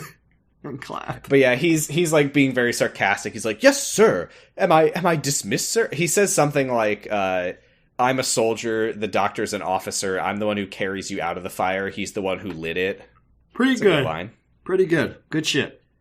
So he leaves, and the Doctor is just like, I think that went pretty well. Kind of a stock joke, but I do love to hear it from Peter Capaldi. Well, that just happened. I'm just kidding. The show never... I don't think the show ever gets Marvel levels of writing, to be fair. God, I hope not. I mean, maybe that's... Maybe next season. I was going to say... When it's on Disney Plus. I don't want to say... I want to believe that's going to be good. I want to believe it's going to be good. I mean, it is still... It's written by Rusty. It's Rusty Davies, but it's been like so many years. Can he still write good TV plots? Yeah, he might be a little rusty. He might be a little rusty. Maybe it'll be... I want to believe it'll be good. You see that picture of him in the like pinstripe suit? Oh, he's looking great. It was great. Of Russell? No, Shooty got no, I know. In his like bright blue, like double-breasted pinstripe suit. It looked good. It's a good look. So Clara chases after Danny, who is furious. She is also furious. They're all furious. Courtney Woods, the student, is just like hanging out in the shed, and it's like the disruptive influence. She's like, "Hey, I just saw all three of you walk out of the police box. What is up with the box already?" And he's like, it's a fucking time machine. This is where he shows it. He's like, look, it's bigger on the inside. Here, look, it's bigger on the inside. Are you impressed? God, Jesus, leave me alone. I love how every time he shows someone the inside of the TARDIS, he has to know whether or not they're impressed by it and think it's so cool, though. like no even matter when how angry he is, even when he's so he gives them off, a little survey. He's like, "Did you like it? No." It's like, would you recommend it to your friends? It's like he needs the thing they have at IKEA. That's just like, how are you feeling about? Give me a vibe check on your IKEA experience. Thumbs down, thumbs sideways, thumbs up. He just needs one of those. It's like, how are you feeling about this space? Is it blowing your mind? What quality of the TARDIS was the most invigorating for you. Was it... Did you like, by the way, the part when they show Danny the TARDIS and Clara said it's smaller on the outside? No, that wasn't her. That was a different her. That wasn't the same Clara. Didn't say that. She did say that. But yeah. She did say that. A different She said bigger on the inside. No. Oh, I know. I'm saying in the snowman, she said. Yeah. Oh my God, the doctor's like, I'm just trying to do my work and save the world. And Courtney's like, it's the end of the world for me either way. Parents night. She literally is like, which is incorrect because we learn later that her parents don't give a shit. I would say, like, pathologically supportive. In fact, they are disappointed to hear that their daughter has been downgraded from very disruptive influence to disruptive. I loved her dad. That was so funny. So she introduces herself for real. Her name is actually Courtney Woods, not disruptive influence. She says, "Can I go in the machine with you?" And he says, "Maybe if I ever have a vacancy." Okay, listen. Courtney Wood sweep. If Clara ever gets fired, I want the doctor to take this horrible child. I want the doctor to go on adventures with this disruptive, annoying child. I legitimately would love it if something like that happened. If it was like somewhere down the line, some future doctor like reunites with Courtney Woods and is like, "Hey, are you still up for it? I have a vacancy. My last companion died. Do you want to go?" Leela got locked in the bathroom again. Do you want to go on an adventure with me? Why is it still Leela? Because she's the only one dumb enough to get locked in the room. What about all the companions between Leela and whoever's on the new one? Well, we did see in Invisible Enemy that they do clone Leela. So that's true. There's an unlimited supply of them. They can make as many Leelas as they want. But they only last for 6 minutes. God, those episodes are weird. Okay, Jesus Christ. So we're looking forward to the adventures of the 16th Doctor and Courtney Woods. The 16th Doctor, who, reminder, is played by Philomena Kunk. So, the headmaster lets in all the parents. Everyone is horrified to see that the first ones through the door are Courtney's parents, which is confusing because later we find out that they're like so psyched for her. Right. They're not like awful people. They're just like kind of indifferent to their daughter's silly times. No, really. They're like, "Oh, what are we going to do about this girl? Oh, thank God she's slightly better." Cuz Danny tells them like, "Yes, I'm afraid Courtney is a disruptive influence in the classroom." And her dad's like, "Oh my God, last year she was a very disruptive influence. That's amazing. That's incredible news." I guess it's more that they don't want to have to all share how unpleasant Courtney is to their, so. They're just like all having their big box of records of just like, and here was the time that Courtney like threw a brick at a child's head. Fortunately, I, as a software engineer, have never had to do a parent-teacher conference, and I hope I never do. If that day ever comes, oh God. Hey, can you tell me how my AI son is doing? Can you tell me how my son is doing in school? No, I don't work there. I'm a software Please tell me now. It's like no. It's like when someone came into Einstein's and asked you if you had cake. Do you have birthday cake? Can you make me a cake, please? Of course, now they probably fucking do. Those party bagels. Cake bagels. Sickos. Disgusting. I hate them. It all went to shit when I left. No, because you were there. You were there when they had the California wasabi Nova Lox and bagel sandwich. Oh yeah, I mean, it all went to shit while I was there too, but it went even more to shit when I left. They never took your idea for a burger with a bagel for a bun. The burgle! I forgot about the burgle. Why shouldn't the bun be part of the fun? There's enough bagel lore for you for this week. For the record, I never sincerely believed that was a good idea. Anyway. I think you know what I would love is a hamburger where the bun has considerable chew to it. Well, that was why it had the sub-slogan, "Don't worry, there's a hospital across the street." Don't worry. This is like a soft potato bagel, so it chews easily. And now, our listeners have everything they need to pinpoint which Einstein's Bagels I used to work at. Oh, yes, I've given you all the clues, detective. I've given you all the clues. Our listeners are driving to our grandparents right now. No, leave them alone! No! Grandma, no, get away. They're gonna tell you about the fanfics that we read. They're gonna tell you about when we swore. It's like when we went to see the Simpsons movie and our grandma incensed She was so incensed by all the swearing that she proceeded to repeat all of the bad words that they used in the movie. She loves it. She's like, oh my god, you're not gonna believe what they said. Okay, so... an alarm goes off in the TARDIS. Hey, remember that time vortex that was supposed to open tomorrow? It's opened happening right now at parent-teacher night. Oh no. So the doctor calls Clara out of the parent-teacher night. The headmaster kind of tries to cover for her and Danny, who also leaves. That's kind of the end of it. I mean, that's completely the end of it. It doesn't come up again. So the headmaster really smoothed that over. The doctor gives Clara the sonic screwdriver and says to switch it to setting 41 and give it short pulses of helicon energy and lead the Blitzer to the goddamn auditorium for real this time. No, sorry, to the caretaker shed. Lead him to the situation room. Ha ha ha ha ha! It's a Wolf Blitzer joke. Hey, ho, ho, ho! Danny keeps interrupting to say, hey, we need to evacuate the school. And the doctor keeps interrupting Danny to say, no, we fucking don't. Shut up and let me work. Jesus Christ. Let him work with 3Ks. It's so petty, but I like it when Danny's like, you're using Clara like a decoy? And he says, no, I'm using her as a decoy. That's very good. So he says, just fucking stay out of her way, for the love of God, or this robot's gonna kill all the kids and parents. Clara gets the Blitzer to the shed, to the caretaker shed. Danny follows behind.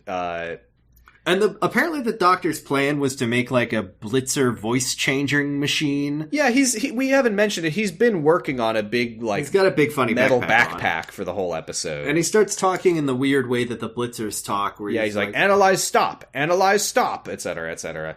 And it recognizes him as a Skovox? Is that Skovox, yeah. As a Skovox I gotta general. say, by the way, the Skovox Blitzer is not the main focus of the episode, but I did quite like the design. It's got a kind of a clunky, sort of a droidica. Yeah, I like when things kind of have Power Rangers vibes to it, and this kind of gave me there's a dude in there vibes, and I like that. Yeah, I did like the Blitzer. And I liked that it wasn't the most substantial monster, but it didn't need to be because it was a situation for the characters to deal with. Mm-hmm. I thought that was something that was really good about this episode. Yes.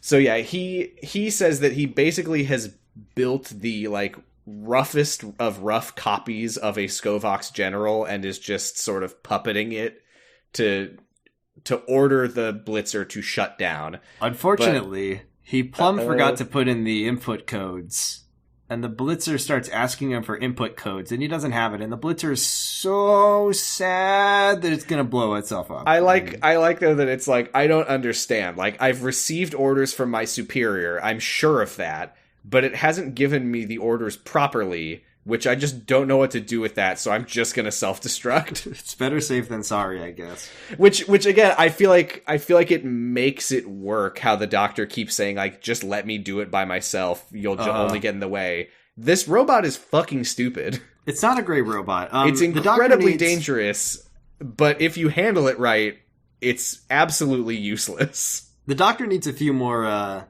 seconds to get the input codes. And, yeah, but if there's only, just nothing to distract the robot for a few seconds. If only someone could do a really sick, out-of-place stunt. If only someone could do the most ridiculous-looking, uncharacteristic flip. Why can he do that? Why can he do a flip? Do they teach that to you? I've heard a lot of things about Danny in the 2 episodes I've known him. I haven't heard anything about him being a gymnast. No, this is just the British Army Royal Marines flip that they teach you to do. This is the British Army equivalent of a mother lifting a car off of her child with the adrenaline rush. The adrenaline teaches him how to do a perfect flip. When the going gets tough, the troops get flipping. And hey, you know what's a great way to distract a robot that's trying to shoot you with a gun? Is getting up, is charging directly at it, getting really close to it, and then doing a flip. Sick flip. I mean, this thing emotion, is what, amazed. 5 feet tall, and he flips perfectly over it. He did have a real 8-foot vertical leap, and then the robot. We didn't mention the old caretaker springboard. Registering, surprise, registering, amazement, amazing, clap it, protocol, engaged. Also, critically, he was invisible. He uninvisibles as he flips over it. What if he had just what if he had done an invisible flip over it, and then he's like, wait. Well, Shit. This is the thing. He was actually doing invisible flips all throughout these last couple scenes. We just couldn't tell. He was doing like a sextuple handspring. Flip, flip, flip, flip, flip, flip, flip. Disengage invisibility. Do one more flip. He had to warm up. I haven't done a flip in years. I need to calibrate. He's been doing this amazing floor routine, and he didn't realize he was invisible the whole time. he turns the thing off, and the blitzer gives him a 3 out of 10 because he just didn't do half the routine, and he's like, wait, no, I thought you had infrared vision. I'm sorry. So yeah, the Doctor has enough time to input the final code. The blitzer shuts down. And there's kind of like a moment of begrudging respect between Danny and the Doctor, where Danny's like, I get it now. It doesn't matter if you like me as long as I am good enough for Clara. And the Doctor says, well, you saved the world. That's a start. Which is a little hokey. And you did a cool flip. It's all right. You did a flip. I never seen you saved Doctor the world. do That's a start. You also did a flip. We're all good. We'll be on flip watch for the rest of the show if the Doctor can ever do a cool flip. He's going to do a flip every other episode. I mean, well, listen, John Pertwee could do like, he could take out, with CQC, he could disable and disarm a room of like 8 dudes. I want to see John Pertwee do more stunts, but not in The Monster of Peladon. No, not a great one. The Doctor takes Courtney to outer space to dump the Blitzer. I'm telling you, I want this child. I don't want an older Courtney. I want this rude child to accompany the Doctor and be mean to people and disruptive. I would not mind that, to be honest. But it's not going to work with Courtney because she pukes. She throws up all over the TARDIS. Hey. Why'd she puke in the TARDIS? She's sticking her head out the TARDIS door. Why does she then go, oh god, I'm going to throw up. Let me turn around and do it on the floor. Sam, she's a disruptive influence. She knew it would be annoying for the Doctor to have to clean up her puke. And then he says... that's right. I forgot. She doesn't go, I'm going to throw up. She goes, I'm going to throw up. I'm going to throw up and I'm going to make you deal with it. And then the Doctor... make you wish you didn't bring me here. The Doctor who, caretaker mode, he's like, spillage. I don't know what he's deep undercover. I actually forgot he was the Doctor in this scene because he was so embodying the role of the caretaker. Yeah, that's why he had to... Yeah. I like this episode a lot. And I don't know where this would have fit. I kind of could have used a little bit more of him being undercover as the caretaker. I know. I want to see I thought we were going to see the Doctor be weird and interact with more of the kids. It'd be weird. It's fine, and we did get a few scenes of it, and they were good. I would have loved one more. I know, but it was. But I don't know what you would cut. Do people like this one? Do we? Yes. What did the critics like this one? Okay, I like this one too. I liked it a lot, yeah. Wait, we have one more scene. Oh yeah, we're not fucking done. Scenes. I mean, we have a couple more scenes because Yeah. Clara is with Danny, and she's like, "Hey, what do you think of the Doctor?" And he says, "I've served under men like him. They push you until you do things you never thought you could, but they can't do flips. But they can't do flips." He says what concerns him is that he saw the way that she was following his orders. And she was absolutely fearless. She had absolute complete trust in him. She did everything he said, but it concerns him that she wasn't scared. He's like, you absolutely should have been scared in that situation. That's fair. And it's concerning that you weren't. I kind of like this about Danny and Clara's relationship. That his, it's not that he doesn't it's not that she goes on adventures with the Doctor that bothers him. It's that she has very little regard for her own safety. That is what bothers him. The Doctor he comes into people's lives. He takes them with him on his adventures, and then they fucking die. They do not always. We don't probably. We don't really know the state of how many of his companions beef it yet. As far as I know, the only ones who are still alive are Ace and Tegan. we know that Rose apparently, by her own admission, dies. Because she said told us so. This is the story of how I died. So I have to take her word for it. Christina D'Souza dodged a bullet when the Doctor said no. The next week he's like, watch out for that spike trap, Christina! No! I assume that not every Doctor Who companion dies, but I have no evidence that any companions in the modern era have survived. To be fair, I mean, it's not like the Doctor says they all died. We just know that they're not around anymore. Right. The only also I don't know. Nobody tell me, obviously. In the Snowmen, it was heavily implied that Amy and Rory were dead. Mm-hmm. And there's that wall on the TARDIS, the Those We've Lost wall, that's like, Leela, Leela, Leela, Leela. Yeah, thank God the TARDIS is bigger on the inside, or otherwise you wouldn't be able to fit Jamie. the wall. Hey, Sarah Jane is in future Doctor Who episodes. She gets older. Oh, yeah, that's right. She's alive. Jack Harkness apparently can't die or something. Don't really know what's going on there. He's not really a companion, though, is he? He's in the prayer. As one. I don't know. He's in the prayer. He's in the prayer. He's listed on Wikipedia as a companion. Let me tell you, I am so immensely worried because I don't want anything bad to happen to Graham and Ryan, specifically. If anything happens to Graham and Ryan... You know what's fucked up? Yaz kills them both. Oh, no! No, do you know... And the Doctor's like, that was really fucked up, Yaz. Anyway, let's just keep going. Who is the character with the highest kill count in that era of Doctor Who, Sam? Is Dan the nice man? So Graham and Ryan have never killed anyone famously. Dan killed like 8 dudes. I think Dan is a mass murderer. I think Dan wanted a spot on the TARDIS. Dan bumped into one of those big like suits of armor and killed 100 billion people. Dan was like, man, I really want to get a spot on the TARDIS, but there's too many companions right now. What if I just push Graham and Ryan into a black hole? Oopsie. That's why we call him Dan the Man. So Danny says, promise me that if he ever pushes you to do something you shouldn't, that you will tell me. And she says, promise okay, you won't ever, like, make a vow to kill all the children. Promise me that 4 episodes from now, you will not try to get me, you, and all of our children killed on a field trip. The next scene is great. Remember that cop from earlier? Was I confused Hey, to I see remember him that again. cop. Whatever happened to him besides him dying? He's in a white room with a man, with like a man at a desk. He's a weird man at a desk. And he's said, wearing a creepy white suit, so you know he's creepy. I got killed by there was a robot, and I don't know, I got out somehow, and then he's like, it's wild. I don't know how I made it out alive. It was like something out of a sci-fi movie. And creepy man is like, that must be a Skovox Blitzer. Don't feel too bad. We've had a few in from that. And he's like, okay, sure, whatever. I just don't know how I got away from it. It doesn't make sense. And the man goes, I think you'll find it makes perfect sense. And then he's like, where am I? And the guy says, we have many names for it. Heaven, the afterlife. I like to call it the nether sphere. It looks you are fucking dead, sir. And God is real on Doctor Who. God is real, and God is the sinister woman.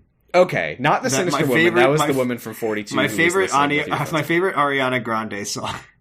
God is okay. Yeah. Well, here's what happens. Here is exactly what happens as it happens. The police officer realizes he's dead, and he says, "My God." And the evil-looking woman from the end of In the Forest of the Night walks by looking irritable, and the suit guy says, "Sorry, she's a bit busy today," implying that she is God. She's the eye patch lady without the eye patch, probably. And what episode? I'm not being serious. That was a joke. No. I just mean, what the hell? What the hell was this ending? What? You know, Stephen Moffat is, he's a very strange man, and he writes very strange things. He had just seen the Lost finale and was like, it's really cool. The Lost finale. We should. And that's the end of the episode.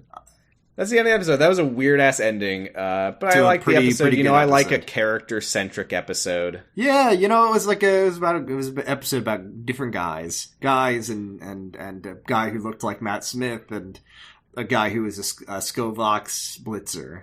One of the wildest types of guys there are. Mm-hmm. Yeah, I thought everyone made sense from their perspective. I liked the tension between all of the three of them. I like the school. I like the students. Yeah, I liked Coal Hill. I like Coal Hill. I like that it features into Clara's story so much. Like, it comes back a lot, and I think that's pretty neat. I look forward to him blowing it up. I can't believe he didn't this week. Sam, what score would you give this episode? A-. I would give it a solid B. I give it a solid B. Solid B. Oh, really? Okay, fair enough. Yeah. Next time on Doctor Who, Clara and the Doctor go to the moon and they make some big decision with far-reaching consequences, and I'm like 90% sure they're reusing the suits from the Satan Pit, and also there's big screechy spiders. It looked exactly the same. And there's big screeching spiders. I think that episode is called Kill the Moon. I'm gonna give it a B+. Fuck the moon. You're gonna give that episode a B+ when we watch it? Yeah, it looked great. They probably worked very hard on it. Before we do anything else, do we have any awards? See, here's the thing: is that Clara took companion initiative, but it was unneeded. So I don't know if we can give her any. I wouldn't. I don't think she really did. What did she take initiative? I would propose. I guess she was trying, and he wouldn't let her. I would propose to give Danny the Leela Cross for doing a cool flip. Thoughts? Do I agree with that? I don't think he didn't. I think we're really muddling the meaning of the Leela Cross. The Leela Cross the Leela Cross is for straight up killing a guy. Yeah, you're right. We can't muddy the waters. There was certainly no Medal of Mickey. There was no Leela Cross. Maybe we need to have a Danny Pink Award for 6 stunts. The Danny Pink Award for 6 stunts. I like that. Let's do that. Danny Pink Award for 6 stunts. He does win that. Are we allowed to give the Companion Initiative Award to people who aren't companions? Yes. Okay, he gets one. Cool. Okay, cool. I like it. Yep. Danny gets the Sarah Jane Award and his own inaugural Danny Pink Award for 6 stunts. Move over, Clara. Now, one most important question this week, Sam. Which Doctor? Give me Jodie. I still want to see Jodie. Actually, no. I take it back. I want David Tennant because I want Donna. I want Donna. Give me Donna. Give us Donna. I want to see Donna, but I've seen too much of Tennant recently. I would like Matt Smith and Amy Pond. I would like Jodie Whittaker and Graham and Ryan. Yeah, I would dig I need to see more of the Ponds because we've only seen them once together. I want to see them damn Ponds. But I'm still gambling on Donna. It's a really slim chance, but that's like jackpot for me. I want Donna. Give me Donna. All right, well, here we go. Actually, before this, I do want to say I did think it was odd. We have not watched any Series 4, and I think 10 we haven't seen any of. No, we've seen 10. It's 9. 4 and 9 we haven't gotten any of. Single episode of. I'm assuming 4 is Donna. I have no idea if 9 is Clara or Bill. I mean, I guess it's possible there's a companion between them. The secret companion that neither of us knows exists. We don't know about, so we can't reference. Okay, roll it. All right. Smith. Oh boy. Okay. It's Series 6, Episode 8. Let's kill Hitler. Oh my God, Sam. Uh-huh. Get ready. A mystery will be revealed in this episode.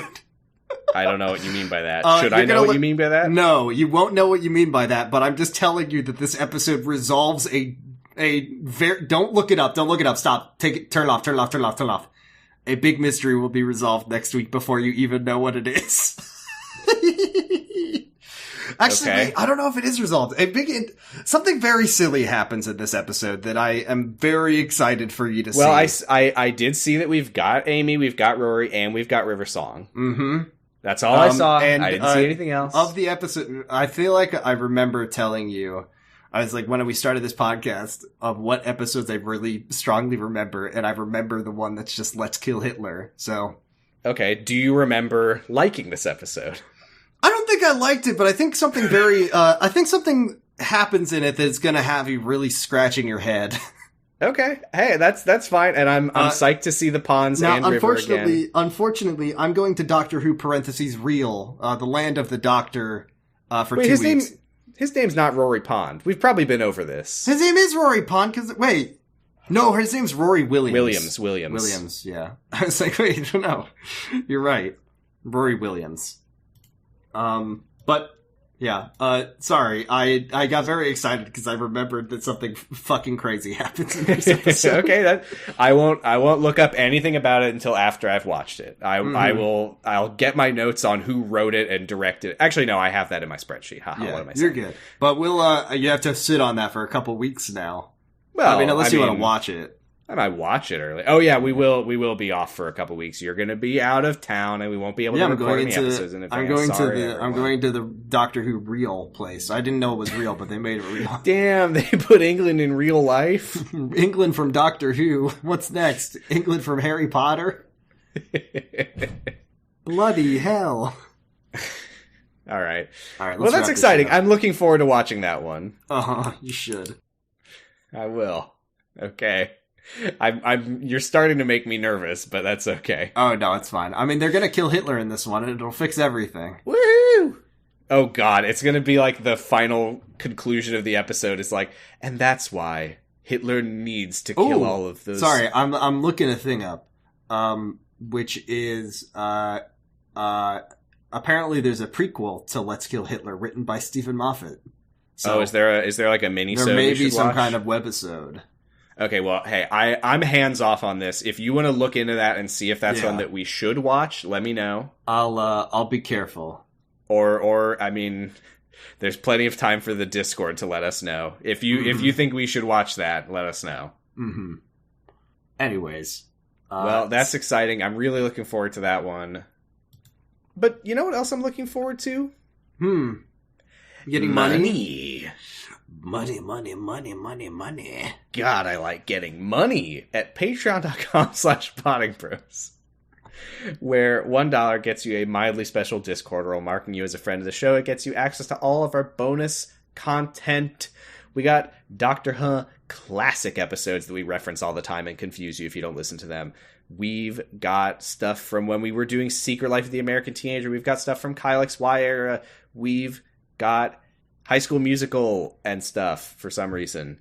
For $5, you get a pretty special Discord role marking you as a companion of the show. We'll give you a shout out on the podcast. You can send us a message that we'll read in one of our funny voices. $10 gets you all that, plus an incredibly special Discord role marking you as an honorary member of House D'Souza. Who wouldn't want that? God, the aristocracy can be so cool sometimes. So cool. I salute them every day of my life, and I clap. And we clap. We will clap for you when we shout you out, and you can also listen to the podcast live while we record it. I don't know when the fuck that is anymore at this point, though. It's whenever, and it won't be for a little while anyway, but that's okay. Thank you to our $5 and $10 subscribers: Dan Big Challenges, Silva, Roy, Stephanie Bolding, Stephanie Karen, Tasty Sea Sponge, and thank you to House D'Souza, Cassidy, Destry Hawk, H Cave, and Sauceworks. Thank you, the greatest, coolest people. Thanks. We don't have a message this week, Jordan. That's okay. Oh well. Nobody likes us. Oh, I'm so sad. You could have had me say anything in droopy man voice. So there's that. Jordan, there's a time at the end of every episode where you need to segue me into the end of the episode. And I think that time has come. Say the prayer. I got no segue. Yes. May your life flow like a river. May your days smell sweet as a rose. What the fuck is this? I'm just call and response. Beastie Boys. May your nights be calm and still as a pond. Oh, wait, let's do the whole thing like that. No. Oh God, I don't want to do that. Mm-hmm. May your life flow like a river. May your days smell sweet as a rose. May your nights be calm and still as a pond. May you be as lucky as an ace in a game of blackjack. Harkness. May Dan the Nice Man smile nicely upon you. May Clara make a clever souffle. I don't know what the fuck she says here. And may the Doctor light your path through time.